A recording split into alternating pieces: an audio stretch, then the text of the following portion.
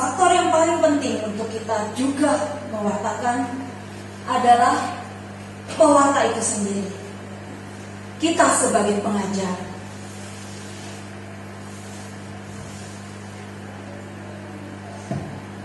Bagaimana hidup kita? Bagaimana kita menghayati sabda itu di dalam hidup kita? Ada yang sudah sempurna di sini? Nggak ada. Belum. Kita masih dalam perjuangan menuju sempurna. Sambil melayani, kira-kira kita bisa makin sempurna nggak? Bisa.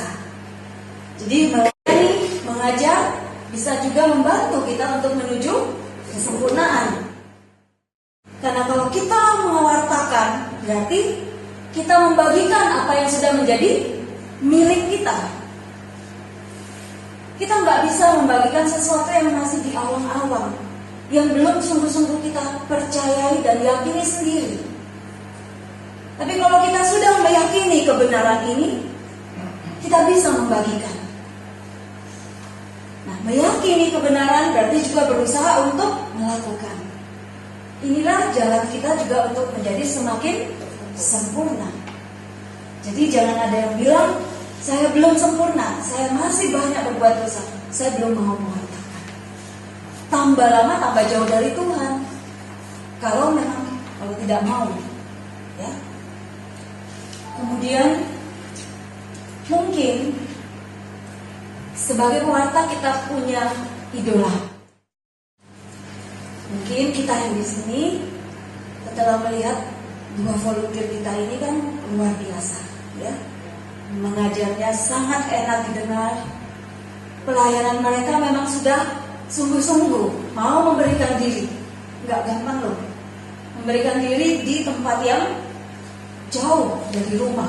Mau jauhnya di Merauke, mau jauhnya di Amerika, jauh pokoknya dari rumah.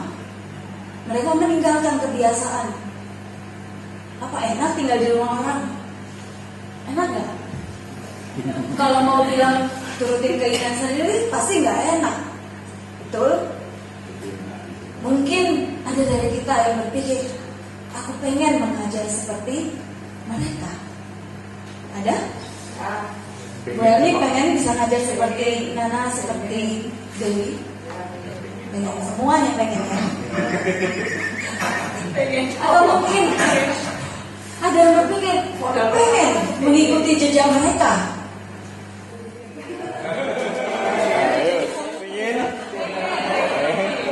Catat. Itu katanya udah kayak boneka yang di mobil itu, ambil. Mereka masih muda, tapi luar biasa.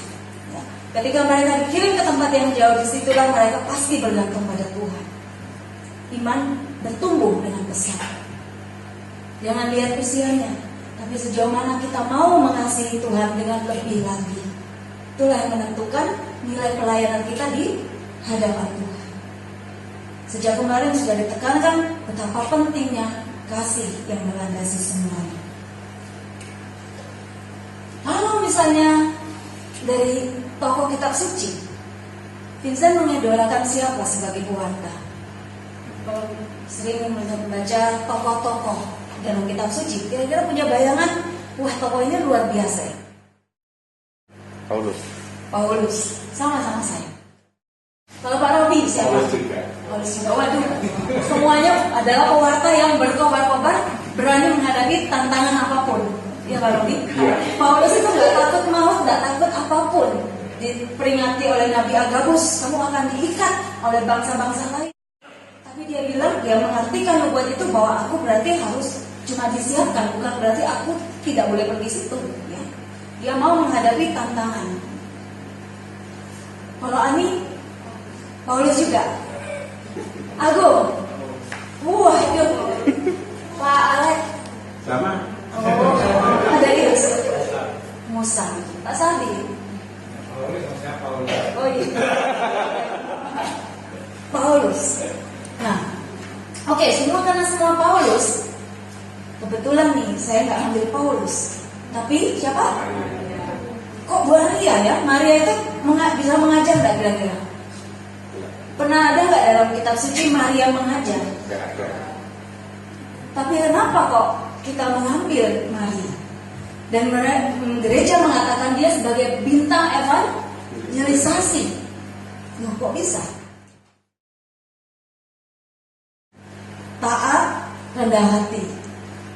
Taat dan rendah hati ini yang membuat Maria dipenuhi Roh Kudus. Maria menerima sabda. Ketika malaikat Gabriel datang mengatakan, menyampaikan pesan Tuhan, apa yang dia katakan Maria? Terjadilah padaku menurut perkataanmu. Dia menerima sabda. Setelah menerima, dia mengandung sabda, menyimpan di dalam hatinya. Sama dengan kita. Setelah menerima sabda Tuhan, kita mau nggak menyimpan dalam hati kita? Disimpan, direnungkan siang dan malam seperti doa penyerahannya KTM. Aku merenungkan firman Tuhan siang dan malam. Siang dan malam itu artinya sepanjang hari. Bukan hanya jam 12 pagi, siang dan jam 12 malam, bukan ya. Tapi siang dan malam itu kan artinya sepanjang hari. Seperti kata Teresa Risu, tidak ada 3 detik dalam hidupku. Aku 3 menit. 3 menit atau 3 detik? 3 detik. Aku meninggalkan Tuhan atau tidak mengingat Tuhan. Nah, setelah mengandung sabda, merenungkan siang dan malam, Maria melahirkan sang. Kita pun nggak boleh hanya hamil terus, ya. Nanti sakit nggak lego-lego. Orang kalau hamil pasti mau cepat melahirkan, 9 bulan lahir keluar. Kita sudah berapa tahun? Tahun. Nah, kita saat ini harus melahirkan sabda itu lewat pewartaan, lewat pengajaran. Siap ya Vincent? Siap. Itu ya. Kita lihat Vincent kan semangat nih ngatur semua, mulai nyiapin makanan, LCD, bangku, volunteer, nganter, nyiapin rumah juga sama Pak Robi. Iya kan? Karena dulu kita.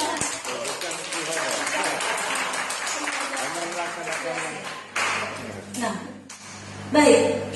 Sekarang sudah setuju nggak kita mengambil tokoh Bunda Maria ini sebagai teladan? Ya.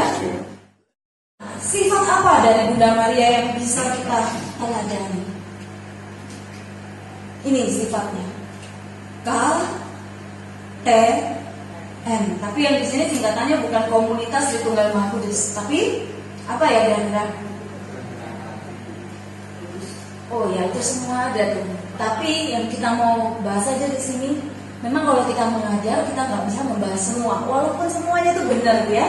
Tapi kita harus berani mengambil poin-poin. Kalau semua mau diajarkan, tidak akan selesai 2 jam.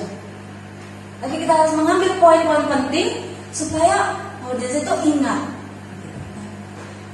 keakraban dengan Tuhan. Kira-kira Bunda Maria akrab nggak? Akrab. Mana ada seorang ibu tidak dekat dengan anaknya. Mungkin kalau zaman dulu ada handphone, tiap 2 jam sekali Bunda Maria itu telepon Yesus. Sudah makan belum nak? Biasanya saya juga kalau nggak telepon, WhatsApp, line sama anak, hanya tanya, kamu gimana? Baik-baik. Makan apa? Sudah makan belum? Kira-kira seperti itu.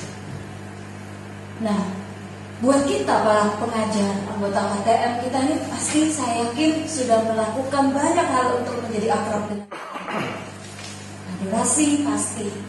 Misa pagi yang memenuhi paroki itu biasanya orang-orang KTM. Yang rajin adorasi juga orang KTM.